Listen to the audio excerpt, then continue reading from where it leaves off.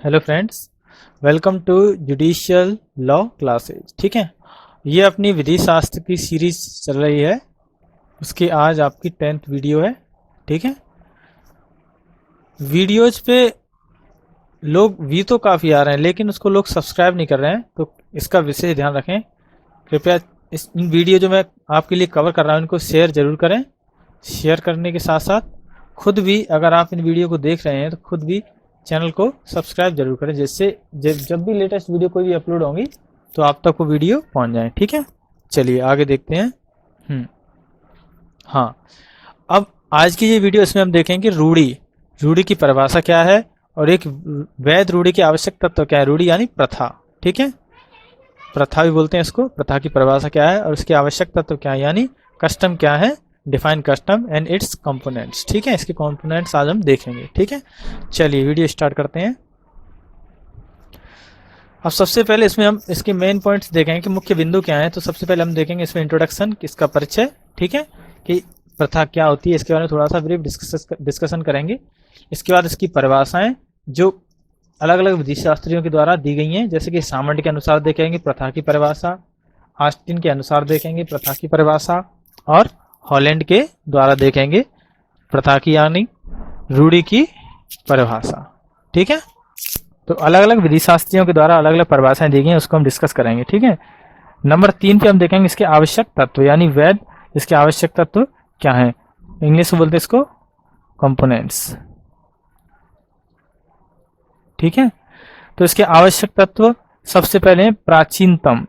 सबसे पहला आवश्यक तत्व है प्राचीनतम होना चाहिए, कस्टम निरंतर होनी चाहिए, इसमें निश्चितता होनी चाहिए, प्रथा में एक वैध प्रथा या वैध रूढ़ी होनी चाहिए, अनुरूप या संगत होनी चाहिए लोकेशन के हिसाब से, समाज के हिसाब से। ठीक है, बाध्यकारी, इसमें कोई बल होना चाहिए, और अनैतिक नहीं होनी चाहिए। ये इसके क्या है, आवश्यक तत्व हैं। ठीक है, नंबर 4 पे हम देखेंगे विधि स्रोत के रूप में रूढ़ी का महत्व। नंबर 4 पे हम इसका महत्व देखेंगे। ठीक है, इसका विधि के स्रोत के रूप में क्या महत्व है। ठीक है, तो चलिए स्टार्ट करते हैं। हाँ, इंट्रोडक्शन, परिचय। कि प्राचीनतम समय में जब विधि का कोई अस्तित्व नहीं था, तब रूढ़ियां ही विधि के रूप में प्रचलन में लोग लेते थे। उनके आचार व्यवहार में रूढ़ियां ही रहती थी, साथ ही वह निर्मित होती थी। ठीक है, जो समय के साथ लोगों में स्वीकार्य भी थी, लेकिन धीरे धीरे रूढ़ियों ने वर्तमान में जो विधि है उसके स्रोत के रूप में अपनी भूमिका अदा की, या स्रोत के बल के रूप में प्राप्त हुआ। यानी रूढ़ी आगे चल के जो वर्तमान विधि है उसमें एक स्रोत के रूप में देखकर विधि को, इसको रूढ़ी को विधि के स्रोत के रूप में देखा, जो विधि निर्माण में सहायक रही। ठीक है, हाँ, इसकी परिभाषाएं देख लेते हैं। इसकी परिभाषाएं, ठीक है, तो नॉर्मल रूप से देखा जाए तो समान परिस्थितियों में मानव आचरण की एक रूपता ही रूढ़ी है। यानी एक समान परिस्थितियों में मानव आचरण की एक रूपता, यानी मानव आचरण में एक रूपता पाई जाती है, उनमें एक तरह से कॉन्ट्राडिक्शन नहीं पाया जाता, यानी एक दूसरे टकराव का भाव नहीं पाया जाता। ठीक है, टकराव का भाव देखने को नहीं मिलता है। ठीक है, उसे हम रूढ़ी कहते हैं, एक समान परिस्थितियों में। ठीक है, क्योंकि रूढ़ी भी अलग अलग परिस्थितियों के हिसाब से समय एवं काल के अनुसार बदल जाती है। ठीक है, सामंड के अनुसार रूढ़ी देखते हैं कि सामंड ने रूढ़ी को किस तरह परिभाषित किया है। उन्होंने कहा रूढ़ी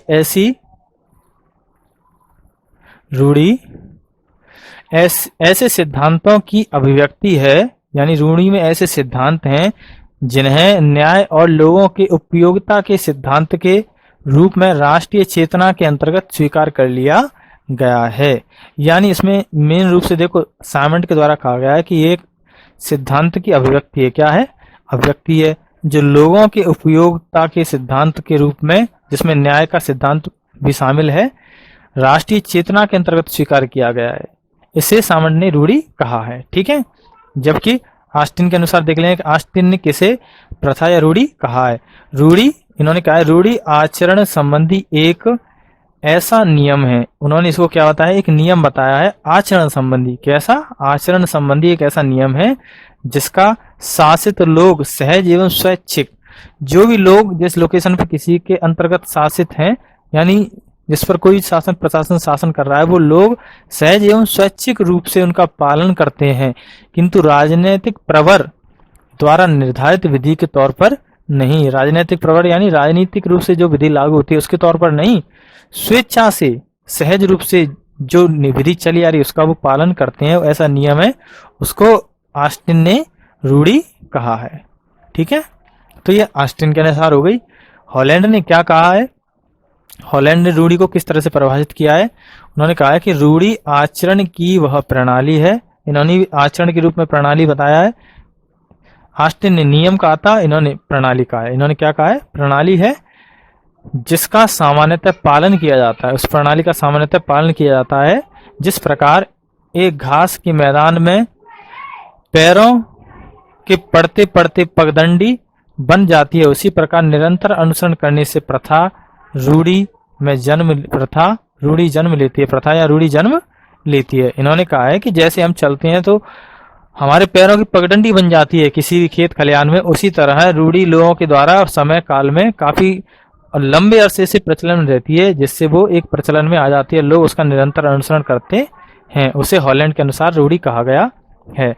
अब इसके एक वैध आवश्यक तत्व देख लेते हैं कि आवश्यक तत्व क्या है प्रथा के। ठीक है, प्रथा या रूढ़ी के आवश्यक तत्व क्या है। नंबर एक तो प्राचीनतम होनी चाहिए। ठीक है, क्या होनी चाहिए, प्राचीनतम, यानी विधि की स्रोत के रूप में यह आवश्यक है कि रूढ़ी निरंतर लंबे समय में प्रयोग के बिना कोई कुप्रभाव, उनके कुप्रभाव भी नहीं होने चाहिए, लंबे समय तक प्रयोग हो, लाई जा रही है हो। साथ ही यह आवश्यक नहीं है कि रूढ़ी स्मरणातीत हो, बल्कि इतना हो कि लंबे समय से प्रयोग में लाई जा रही है और इसके संबंध में, ठीक है, स्मरणातीत जरूरी नहीं है कि स्मरणातीत हो, बस जरूरी क्या है कि लंबे समय से प्रयोग में लाई जा रही हो। इसके संदर्भ में एक केस भी है, प्रमुख केस है, ठीक है, जो सुभानी बनाम नवाब का केस है। इस मामले में एक मिनट,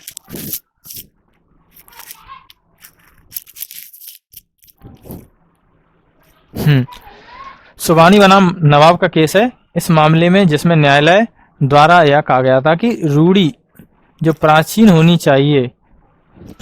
चाहिए, लेकिन यह आवश्यक नहीं है कि वह स्मरणातीत हो। यानी इस मामले में भी सुभानी वर्सेज नवाब के मामले में भी न्यायालय ने यह कहा कि रूढ़ी जरूरी नहीं है कि स्मरणातीत हो, जरूरी यह है कि वो प्राचीन होनी चाहिए। कैसी होनी चाहिए, प्राचीन। ठीक है। दूसरा इसका वैध आवश्यक तत्व है निरंतरता। इसमें निरंतरता होनी चाहिए। दूसरी विशेषता आवश्यकता है कि उसकी निरंतरता या लगातार प्रचलन व्यवधान रूढ़ी को अमान्य कर देता है। ठीक है, यानी एक तो उसका दूसरी विशेषता उसका निरंतरता रहनी चाहिए, लेकिन ऐसी निरंतरता रुक जाए या लगातार अप्रचलन हो जाए, क्या हो जाए, अप्रचलन, ये प्रचलन नहीं है, उसका अप्रचलन हो जाए या व्यवधान आ जाए तो रूढ़ी अमान्य कर देती है। ठीक है, और ये व्यवधान आकस्मिक ना हो। ठीक है, तो उसमें निरंतरता होनी चाहिए। ठीक है, मुख्य वाद इसके संदर्भ में मर्सर बनाम डैन्ने का इसमें केस आप लिख सकते हो। ठीक है, इस वाद में क्या हुआ था, इसमें तत्व के जलमग्न हो जाने से मछुआरों का परंपरागत जाल सुखाने का अधिकार समाप्त नहीं हो जाता, क्योंकि यह आकस्मिक व्यवधान था। ठीक है, हाँ, इसमें एक चीज और है, निरंतरता में आप एक चीज और देखना, निरंतरता में प्रथा एक चीज और है कि किसी का लंबे समय से कोई व्यवसाय चला हुआ आ रहा है, लेकिन किसी आकस्मिक घटना के कारण वो किसी विशेष वर्ष में उस प्रथा को या किसी व्यवसाय को प्रचलन में नहीं कर पाता या उसका अप्रचलन हो जाता है, तब ये नहीं कहा जा सकता कि उनकी प्रथा नहीं है। आकस्मिक घटना से जो व्यवधान होता है उसको आप प्रथा मानोगे। ठीक है, क्योंकि वो एक विशेष समय में बंद रहा जबकि वो निरंतर चल रहा था। ठीक है, तो यही कहा है इस केस में, मर्सर बनाम डैन्ने के केस में कहा है कि जब उसका जो तट था, जब वो जलमग्न हो जाता है मछुआरों का, तो क्या है, अपने परंपरागत जाल को सुखाने का अधिकार, इसमें ये वाद लाया गया था कि उनका सुखाने का अधिकार बना रहेगा या नहीं। तो न्यायालय ने भी यही कहा था कि उनका जो अधिकार है वो समाप्त नहीं होगा, क्योंकि यह एक आकस्मिक व्यवधान है। कैसा है, आकस्मिक व्यवधान है। ठीक है, आकस्मिक व्यवधान है। चलो, निश्चितता। तीसरा जो आवश्यक तत्व है वह निश्चितता, यानी रूढ़ी का निश्चित होना आवश्यक है, यानी वो निश्चित हो। यदि कोई रूढ़ी निश्चित नहीं है तो उसमें स्मरणातीत भी नहीं कहा जा सकता, यानी निश्चित है ही नहीं, यानी उसमें लोगों को ये शक है कि वो निश्चित है कि नहीं है। तो रूढ़ी निश्चित होनी चाहिए, निश्चितता होनी चाहिए उसमें, ठीक है। हाँ, मुख्य बात क्या है इसमें, मिल्सन बनाम मिल्स का इसमें केस है, मिल्सन बनाम मिल्सन का केस है। इस मामले में कहा गया था कि रूढ़ी चाहे कितनी भी पुरानी क्यों ना हो, उसे असीमित एवं अनिश्चित नहीं होना चाहिए, ठीक है। उसको असीमित और अनिश्चित नहीं होना चाहिए, ठीक है। उसकी सीमा को आप ये नहीं कि आप ये कह दो कि इतने क्षेत्र में ही वो रूढ़ी आएगी, इसके बाहर अगर वो लोग उसको एक्सेप्ट नहीं कर पाएंगे, ऐसा नहीं है। असीमित नहीं होनी चाहिए, ठीक है, और अनिश्चित नहीं होना चाहिए।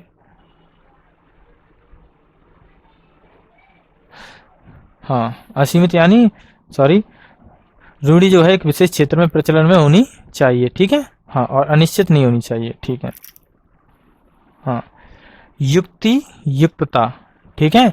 यदि रूढ़ी सामान्य तर्क के अनुरूप यानी फैक्टेबल होनी चाहिए, फैक्ट के अनुरूप, ठीक है, तर्क के अनुरूप है तो उसे युक्तियुक्तता कहा जा सकता है। तो रूढ़ी तर्क के युक्त होनी चाहिए, तब इसको रूढ़ी या प्रथा माना जाएगा। इस संबंध में कुछ प्रमुख वाद हैं, जिसमें नंबर 1 भानु बनाम सुंदराबाई का मामला है।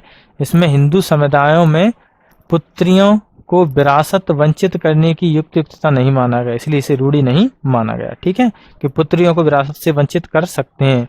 अगर ऐसी कोई प्रथा है उसको रूढ़ी नहीं माना जाएगा, क्योंकि ये युक्त नहीं है, ठीक है। अनंतराम बनाम शंकर का मामला है, जिसमें जाति विशेष को मंदिर प्रवेश पर रोकने को युक्तियुक्तता नहीं माना गया। अब किसी जाति विशेष के लोगों को मंदिर प्रवेश से रोका जाए तो ये भी एक प्रथा नहीं मानी, क्योंकि ये युक्त नहीं है, ठीक है।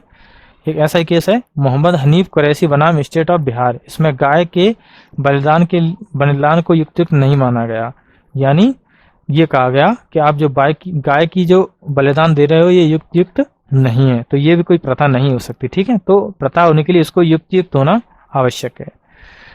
5वां है उसका आवश्यक तत्व है अनुरूपता। रूढ़ी को विधि के अनुरूप होना चाहिए। यदि कोई भी विधि प्रतिकूल है विधि के, तो उसे शून्य कर दिया या न्यून कर दिया जाएगा, ठीक है। तो रूढ़ी विधि के अनुरूप होनी चाहिए। ऐसा नहीं है कोई विधि कुछ कह रही है, विधि कुछ कहती है, और लोगों ने अपने क्षेत्र विशेष में ऐसी रूढ़ी अपना रखी है जो विधि के अनुरूप नहीं है, तो वो भी क्या हो जाएगी, अमान्य हो जाएगी या शून्य हो जाएगी, ठीक है, या न्यून कर दी जाएगी, ठीक है। भारत में ऐसी कई रूढ़ियां हैं जिसे अमान्य या निषिद्ध कर दिया गया, जैसे सती प्रथा, बाल विवाह, दहेज प्रथा, भ्रूण हत्या, दास एवं देवदासी प्रथा। ये ऐसे कुछ एग्जाम्पल हैं जिन्हें शून्य कर दिया गया, ठीक है, या निषिद्ध कर दिया, अमान्य कर दिया गया। हाँ, 6वां आवश्यक तत्व है शांतिपूर्ण और अधिकार के रूप में प्रयुक्त। जो प्रथा है या रूढ़ी है वो शांतिपूर्वक और प्रथा के रूप में प्रयुक्त में की जा रही हो। ये आवश्यक है कि समाज में प्रथा को शांतिपूर्वक मान्यता और उसे अधिकार के रूप में प्रयोग किया जा रहा हो या आवश्यक हो, ठीक है। हाँ, 7वां पॉइंट है बाध्यकारी बल होना चाहिए प्रथा के लिए। आवश्यक तथ्य इसका कि बाध्यकारी बल होना चाहिए। प्रथा के लिए बाध्यकारी बल होना आवश्यक है, अर्थात सभी रूढ़ी का पालन कर रहे हों, सभी जो लोग हैं वो रूढ़ी का पालन कर रहे हों, उसे मानना ना मानना इच्छा पर ना हो, ये भी है, ठीक है। तो ये इसके आवश्यक तत्व की 2 विशेष बातें हैं कि एक तो सभी लोग उसको मान रहे हों, और सभी लोग मानने के लिए बाध्य, ऐसा ना हो कुछ लोग मान रहे कुछ लोग नहीं मान रहे हो, ठीक है। तो अगर रूढ़ी वास्तव में साम्य एवं न्याय के सिद्धांत पर आधारित है, तो लोगों को उसे मानना चाहिए, ठीक है। 8वां लोक नीति के विरुद्ध या अनैतिक ना हो। तो कोई भी रूढ़ी हो वह लोक नीति की आवश्यक है कि प्रथा लोक नीति के विरुद्ध या अनैतिक नहीं होनी चाहिए, यह साम्य न्याय एवं शुद्ध अंतरण से मान्य हो, ठीक है। इसमें प्रमुख वाद कौन से हैं, ठीक है, केस देख लेते हैं। इसमें रेक्स बनाम कार्सन का इसमें केस है। इस मामले में क्या हुआ था, इस मामले में ऐसी प्रथा को अनैतिक माना गया जिसमें कोई भी स्त्री अपने पति के जीवित रहते उसे बिना त्यागे अन्य पुरुष से विवाह कर लेती है। इस प्रथा को क्या माना गया था, इस केस में अमान्य, ठीक है, या अनैतिक माना गया, ठीक है। अब देख लेते हैं प्रथा के महत्व, ठीक है, प्रथा के महत्व क्या है, ठीक है। तो महत्वपूर्ण महत्व इसके मुख्य रूप से 5 हैं कि एक तो ये दीर्घकालीन है इसलिए इसका महत्व है, एक न्यायसंगत होती है एवं जन उपयोगी होना, ये इसके महत्व है, ठीक है, एक जन उपयोगी होती है, ठीक है। लोकमत हासिल होना, इसको लोकमत हासिल होता है, ठीक है। प्रत्येक समय में प्रयोज्यकारी होना, ये प्रत्येक समय प्रयोज्यकारी होती है। हाँ, ये उस प्रथा के महत्व है, एक चीज आप ध्यान रखना, उस प्रथा के महत्व है जो उपरोक्त तत्वों को पूरा करती है। जो हमने ऊपर जो तत्व जितने ही बताए हैं उन तत्वों को जो प्रथा पूरा करती है उसी के ये महत्व है, ठीक है, अन्य के नहीं, ठीक है। विधि हेतु स्रोत या विषय वस्तु ये प्रस्तुत करती है, विधि के लिए विषय वस्तु या स्रोत के रूप में काम आती है, ये भी इसका महत्व है।